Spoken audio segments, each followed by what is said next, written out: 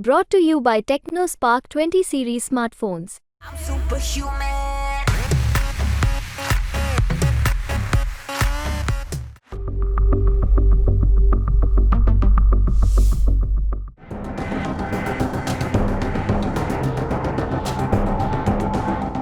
अरुणाचल प्रदेश पर अपना दावा जताने की एक और कोशिश में चीन ने भारत के पूर्वोत्तर राज्य में एलएसी के साथ विभिन्न स्थानों के 30 नए नामों की चौथी सूची जारी की। विदेश मंत्रालय ने चीन के दावों को खारिज करते हुए कहा है कि अरुणाचल प्रदेश भारत का अभिन्न अंग था, है और हमेशा रहेगा। यह पहली बार नहीं है जब चीन ने भारतीय क्षेत्र के अंदर स्थानों का नाम बदलने की कोशिश की। चीनी नागरिक मामलों के मंत्रालय की ओर से यह हरकत अरुणाचल प्रदेश में स्थानों पर दावा करने का नवीनतम प्रयास है।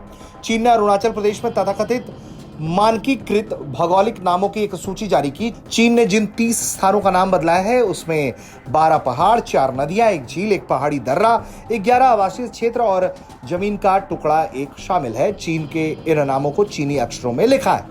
2017 में बीजिंग ने अरुणाचल प्रदेश के 6 स्थानों के लिए स्टैंडर्डाइज्ड नामों की प्रारंभिक सूची जारी की थी। इसके बाद 2021 में 15 स्थानों वाली दूसरी सूची आई, जिसमें 2023 में 11 अतिरिक्त स्थानों के नाम वाली सूची जारी कर दी गई। इन सबके बीच भारत अरुणाचल प्रदेश के क्षेत्र पर दावा करने के चीन के प्रयास को अस्वीकार करते हुए जोर देकर कहा है कि राज्य देश का अभिन्न अंग है और आविष्कृत नाम निर्दिष्ट करने से इस वास्तविकता में कोई बदलाव नहीं आता। विदेश मंत्री एस जयशंकर ने इसी पूरे मुद्दे पर चीन को बहुत तगड़ी फटकार लगाई है। विदेश मंत्री ने कहा है कि अगर आज मैं आपके घर का नाम बदल दूं तो क्या वो मेरा हो जाएगा? अरुणाचल प्रदेश भारत का राज्य था, है और हमेशा रहेगा। नाम बदलने से कोई असर नहीं पड़ता। हमारी सेना वास्तविक नियंत्रण रेखा पर तैनात है। जाहिर तौर पर जिस तरीके से, जिस तेवर से विदेश मंत्री एस जयशंकर ने यह बात कही है, इसका मतलब साफ है कि आप इस तरह की हरकतें करना बंद करें, वरना हमें भी नामकरण आता है। और दूसरी तरफ उन्होंने यह भी कह दिया कि एलएसी पर सेना मौजूद है, यानी कि अगर कुछ करने की कोशिश की तो फिर करारा जवाब पाने के लिए पूरी तरह से तैयार रहना। हालांकि ऐसा नहीं है कि विदेश मंत्री एस जयशंकर ने यह बात पहली बार बोली हो।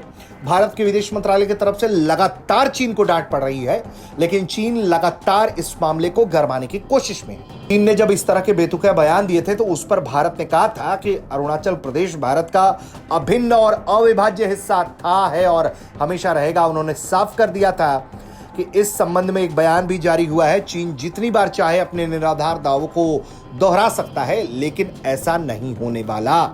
और इसी के साथ कहा गया था कि अरुणाचल प्रदेश भारत का है, था और हमेशा रहेगा। अब ये बात बीजिंग में बैठे शी जिनपिंग की सरकार नहीं समझ पा रही है और इस मुद्दे को और गरमाएगी तो हो सकता है कि भारत की तरफ से कुछ और नए कड़े और बड़े कदम उठा लिए जाएं। और इस तरह की बयानबाजी करते वक्त चीन को भी सोचना चाहिए कि भारत चीन सीमा ना कह के भारत तिब्बत सीमा बुला सकता है। ब्यूरो रिपोर्ट, भारत तक।